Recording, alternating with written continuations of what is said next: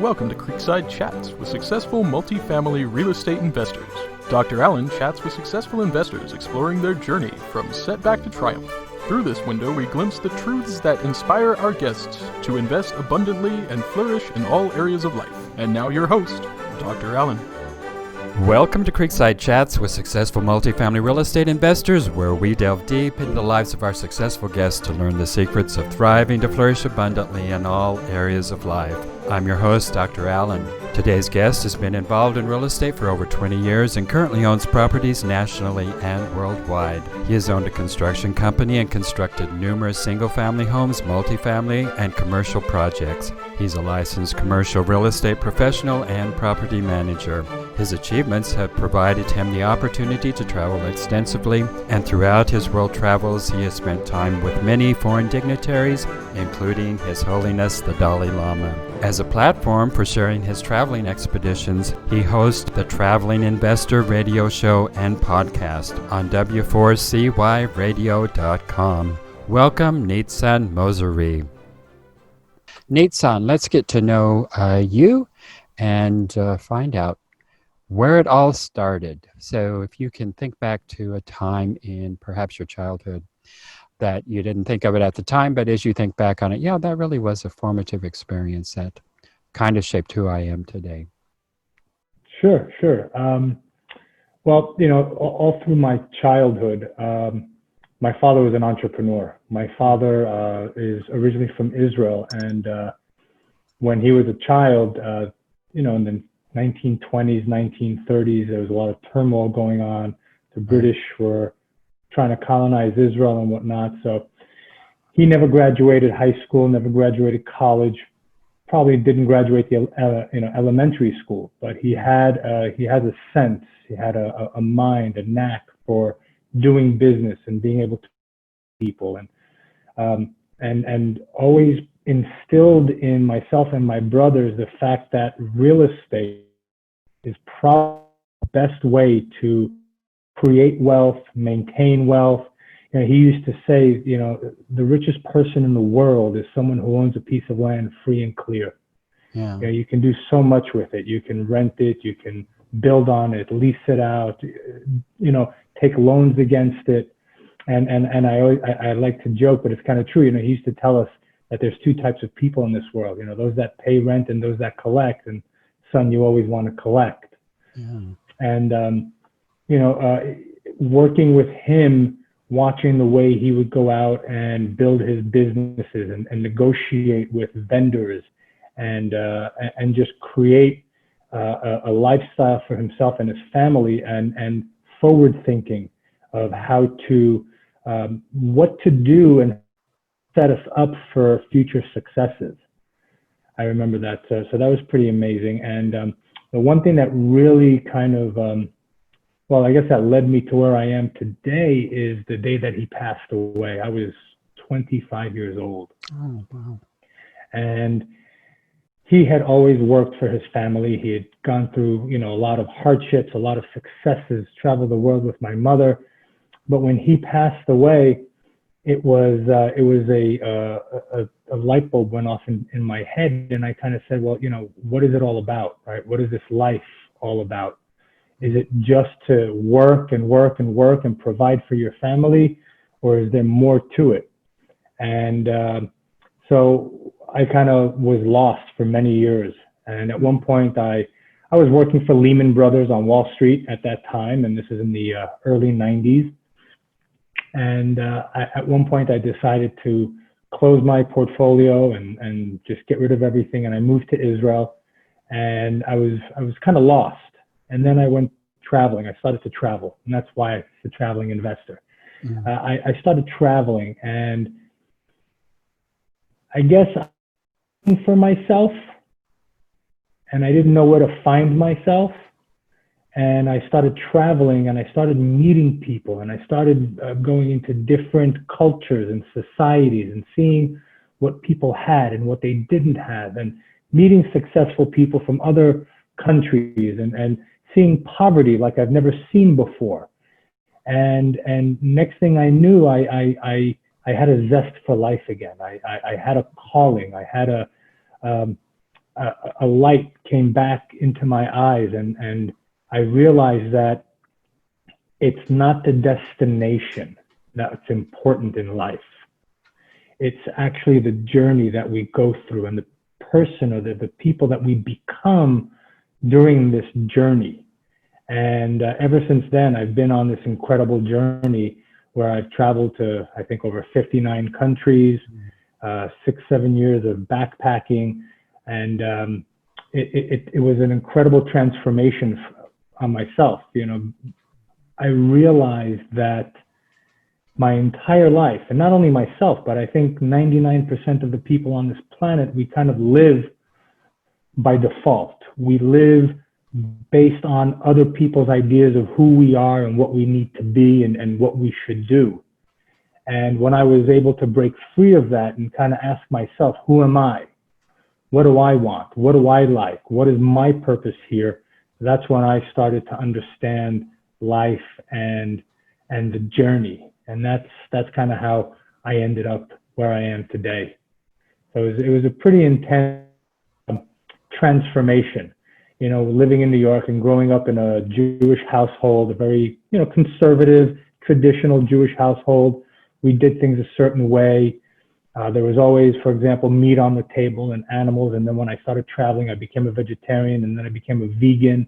And then I studied naturopathic medicine because I wanted to learn more about my body and what was good for me and how I could optimize myself physically as well as mentally and spiritually. And I realized that we have to do what we love to do. We have to do something that we're passionate about. And that's how I came to be the traveling investor. Fascinating story. And you came to that at a relatively young age. And you said that during your travels, actually, it was the light went on during these travels. Talk to us about that experience of the light coming on. What precipitated it, and how did you know that when that light went on, how did you know that this is the light that really is that's going to guide my life? Sure. So, you know, traveling the world, you know, I grew up in New York City, and I thought that the entire world was like New York City, you know, very cosmopolitan, very cultural, diverse, and, you know, thinking that everybody in the world had the same opportunities, had the same availability to certain opportunities. And when I traveled, I met people that had less than nothing, but they had a glimmer in their eyes that they were happy to have what they had, that they understood that where they need to be was a lesson for them to learn, so that in their eyes, in their next life, they would come back at a higher stage in their reincarnation, their cycle of life. And with that, I was doing a lot of meditation. I was in a lot of ashrams and you know, communes and whatnot, and meditating. I spent 10 days doing vipassana meditation, which is 10 days of silent meditation. You don't talk to people. You don't look people in the eyes. You're being fed very minimal amounts of food. If you're a smoker, you're not allowed to smoke. Nothing that triggers anything in your body. No coffee, none of that. Just sitting in silent meditation for 10 days, watching the mind, seeing what goes on in the mind, seeing how it affects you. And so that was one thing. And then, you know, also in the different ashrams, I was able to do different courses, rebirthing, for example, which is where they take you back to when you're a child in your mother's womb, and then you're reborn. And this is where I understood that every thought that I'd had up until then was not mine. It was society, friends, teachers, parents, brothers. This was all instilled in me. I was always taught that money is everything. Money runs the world. When money's out the window, so is love, so is everything else. And that's kind of how I went until I was 25 years old. I was always chasing the dollar. And then when I didn't need to chase the dollar, I was very empty. I didn't know what else to do. Well, what else is there? If you're not chasing the dollar, well, what else is there in life? and traveling. And while I was traveling, I had very minimal amount of money. I learned how to do, I became a Reiki master. So I was doing Reiki courses and Reiki classes and healing. I would learn how to make jewelry, and I would go to different markets and sell my jewelry. And I learned to live life on very simplistic terms, to look at the, we say, learn to smell the roses, right? When you're walking down the street, learn. And that's what I learned through my travels, was to look at the simple things in life. It's the simple things that make us happy. And I also, when I left New York, I was very disconnected. I was disconnected from myself. I was disconnected from society, from everything. And as I said, I was very confused. I'd gone 2 years on an alcohol binge in New York and partying and going to every nightclub, every bar, every scene, everything, and thinking that that was going to fill the void that was inside of me. And it just made that void bigger and bigger and bigger. But when I gave all that up and I found simplicity in life, when I understood that I need to be grateful for what I have and not to look at whatever anybody else has, it had an opening. Something just opened up. I was able to also be a lot in nature and connect with nature. And through certain types of meditation, I was able to connect with my higher spiritual self. And when I connected to that higher spiritual self, that higher energy vibration, I then felt a universal connection, more so than just a global or a here physical now, but it was more of a universal connection. And I realized that I wasn't alone. And at that point, I lived my life with this motto: trust in the universe, and the universe will take care of you. And knowing and understanding and knowing, it's not even a belief, it's knowing that wherever I am and whatever happens to me happens for a reason. And I need to understand that the reason may not show itself today, tomorrow. It may come in 5 years, 10 years. It may never come. But I know that there's a reason for it. The people that are introduced into my life, there's a reason for them to be here. All of my experiences lead me to a certain place. And I also learned that you can go through life in a couple of different ways. One way is, just throwing your hands up and saying, let the river of life take me wherever it will take me, and I'll go. So that was one way. And I lived like that for many, many years while traveling. Wherever I end up, that's where I end up. That's where the universe wants to take me. There's another way, is that, you can get on that river of life, and you can get on with a boat and with a paddle, and you can now direct the river of life to wherever you want it to go. And manifesting your life and everything you want around you is possible. And that's kind of when the light went off. I remember it was during Vipassana, during the 10-day meditation retreat, when I realized, for example, that eating animals for me wasn't good. I didn't want that karmic energy. I didn't want that negative energy. Let me preface this. I've never been one to preach to anyone how they should live their life. You should be a vegan. You should be a vegetarian. Don't do this, do this. That's not the way I live my life. Everyone has to be on their own journey. Everyone has to come to terms with their journey. And if they like where they are, that's great. For me, I became a vegetarian and a vegan because I understood certain things. I wanted to vibrate in a certain way. And that was kind of the light bulb that went off when I was in tune with nature. For example, there was a mountain, and I did Vipassana in the northern part of India. And in this compound that I was doing it in Jaipur, there was this little mountain. And at 5 o'clock every day, the shadow would start at the bottom of the mountain. And I would time it. And I saw the timing every day. And I knew that when the shadow was at a certain point, this is what we had to do. And when it got high on the mountain, this is what we did. And I just felt really connected. And I learned how to read nature to understand myself as well. So it wasn't one thing. It was many things that kind of started hitting me so to speak. And it just opened my eyes. Also, different, like I said, different meditations, different cleansing, physical cleansing of fasting and so forth was extremely enlightening for myself. Well, you had said that it was the ashram, the meditation, and all of these different things coming together is what has really been real formative experiences for you. But looking at your life as this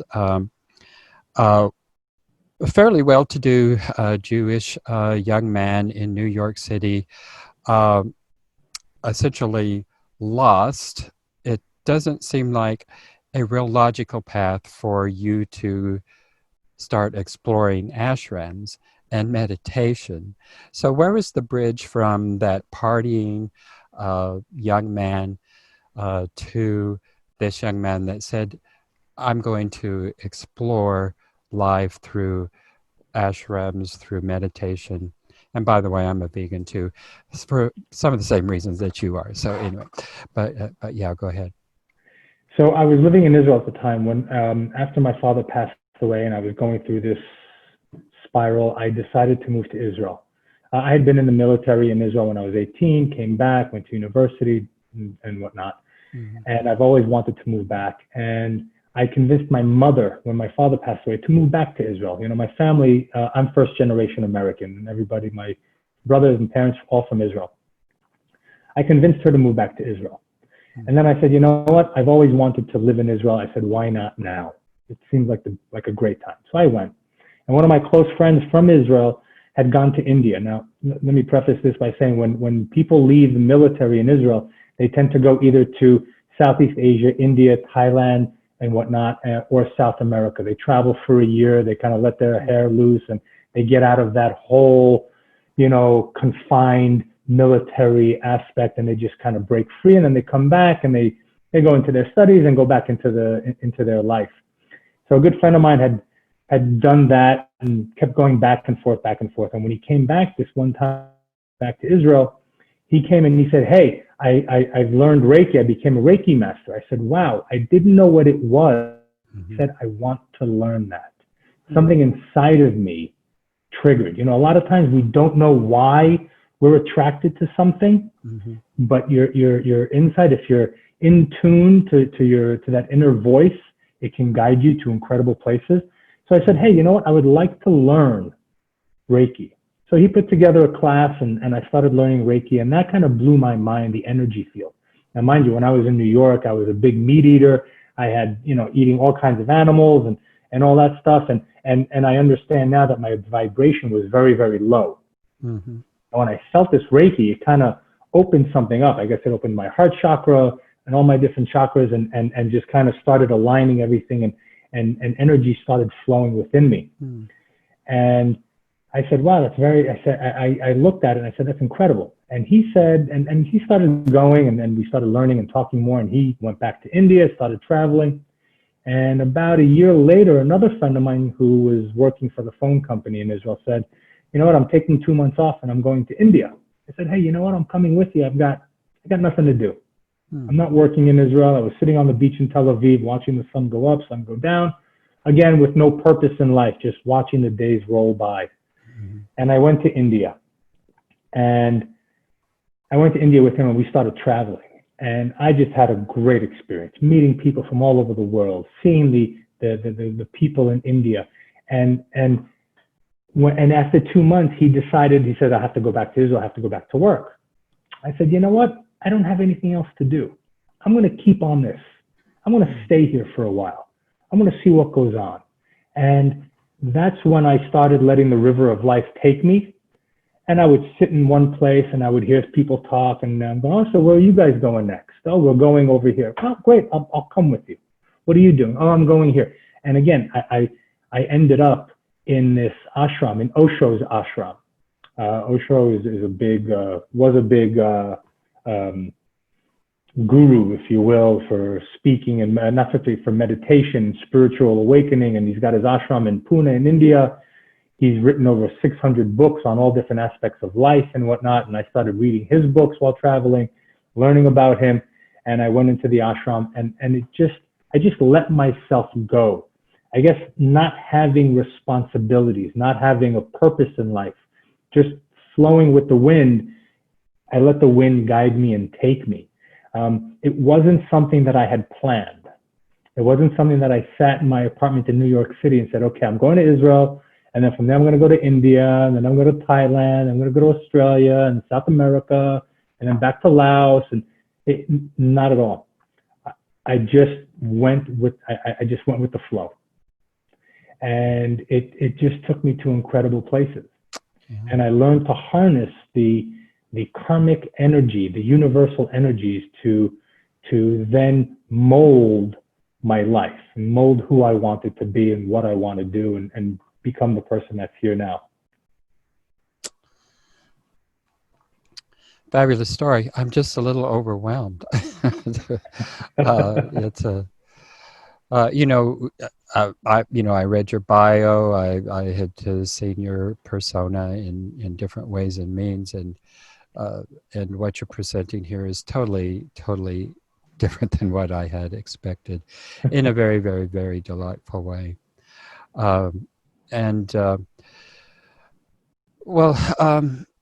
So this occurred at a very young age, really, relatively speaking. Many of us, myself included, the lights don't go on until much later in life.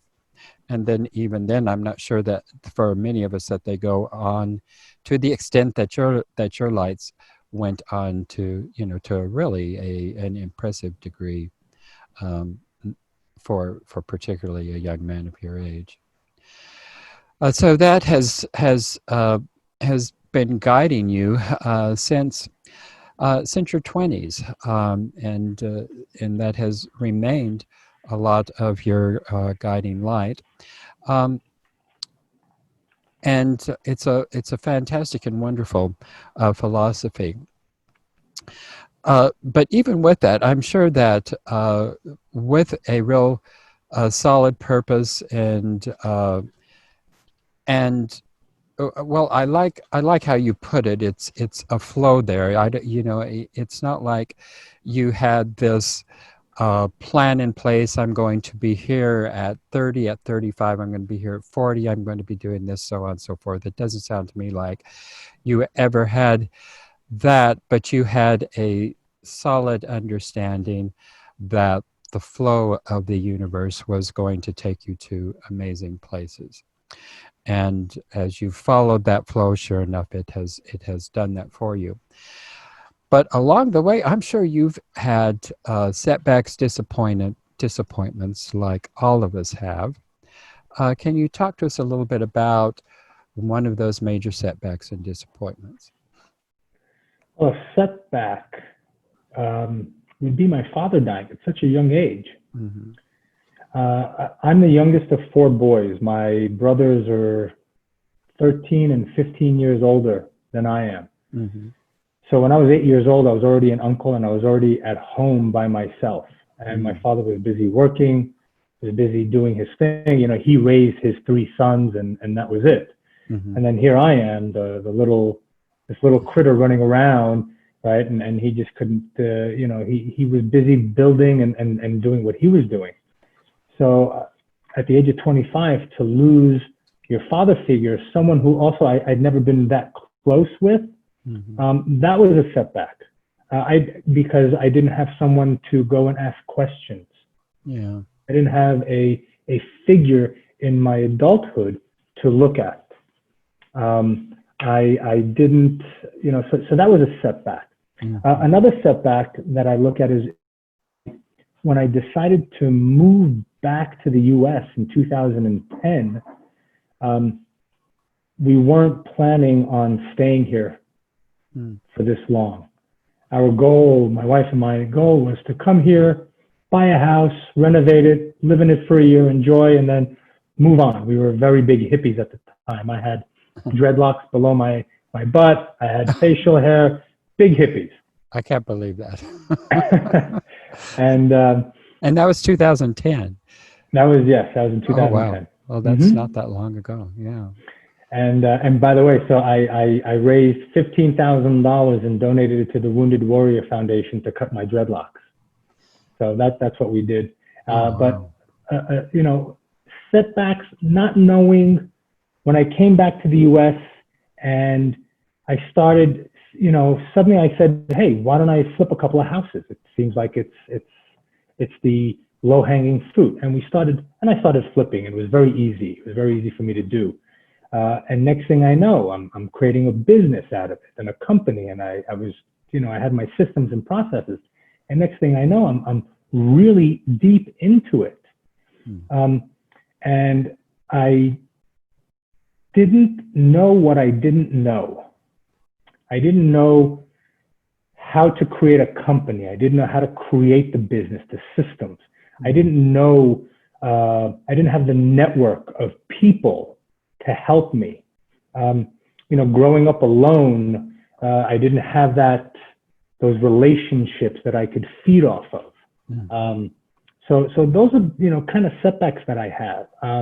I also, you know, I kind of feel like and sometimes I feel as if I started a little bit later in life than a lot of my friends and my peers. And during the time that I was traveling and experiencing life, they were building their companies and building their families and enjoying. For example, I have a friend of mine who is my age, and his kids, his oldest daughter is graduating college, and his two twin boys are going into college. So now he's done with all of that. And I'm in the middle of it. I have a 12 and 14-year-old. So, and a lot of other people in the multifamily industry as well, you know, I see them kind of here and I'm here. So a lot of times, you know, the mind plays tricks, right? The mind kind of goes in different places if you let it. And I kind of look sideways and I say, wow, look how far they are ahead of me. Look how far they're ahead of me. And I get a little bit disgruntled and I get a little bit, you know, upset and frustrated. But then that kind of lights the fire under my ass to go in to do more faster and just more and more and more and more. So those have been kind of the major setbacks that I can see in my life that have happened. Well, thank you for sharing that that you get frustrated. You seem so balanced and so together that I'm going, God, I don't know if he even experiences frustrations in life. I feel and I deal with frustrations on a daily basis, but I don't let it. I understand that I don't get attached to these frustrations. You know, from my learnings, from my meditations, from my teachings, from what I've been taught, you know, all these things they're like clouds. Clouds come and then they go, right? Sometimes we have rain clouds, they come, they dump the rain, and then they move on. Sometimes we have beautiful clouds that come, give us some shade, and then they move on. And that's the same with our emotions and negative thoughts and whatnot. And what I've learned, one of the main things that I've learned is not to grow attached to these feelings, to these frustrations, to the negative. Because if you get attached to them and you clamp onto them, you're done, right? They can take you down, down, down. So yes, I get frustrated all the time, you know, but I don't let it affect me. I keep my nose down. I have my goals. I know where I want to go. And if I'm frustrated, I'll feel that frustration. I'll try to understand where it comes from. And then I'll move on. Then I'll go back to my goals and I'll continue moving and I'll just put it aside and I'll reconnect with my positive energy and with my higher vibrations and say, okay, that's fine. No worries. And it's funny that you mentioned about frustrations. I put out a video on YouTube, on my YouTube channel, talking about that. You know, it's how do you stay motivated when you feel defeated? Yeah. Right. Because we all go through it. We all go through those negative emotions. What's the title of the video? I'll have to check it out. It's how to stay motivated when you're feeling defeated. Oh, okay. Yeah. Well, unfortunately, we're running out of time. I would like to continue this. I try to keep these shows to 20, 25 minutes at the most, and we've gone over that, and it has just been a wonderful delight talking to you. And I really am going to have to thank Charles for connecting us, because it's just been delightful visiting with you here today. Yes, thank you. Always like to connect with fellow vegans anyway. So Absolutely. There's not enough of us in this world. Before we go here, tell our viewers and listeners how they can connect with you. Sure. You can check out my website. It's www.investwithcip.com. That's my multifamily website. My traveling investor website, where I do a lot of, I coach people and mentor people on building their businesses and building their business according to the lifestyle that they want. And that's www.traveling-investor.com. My email, Nizan, Nizan, @investwithcip.com. Or you can reach out to me by phone, 561-212-7247. Well, thank you so much, Nizan.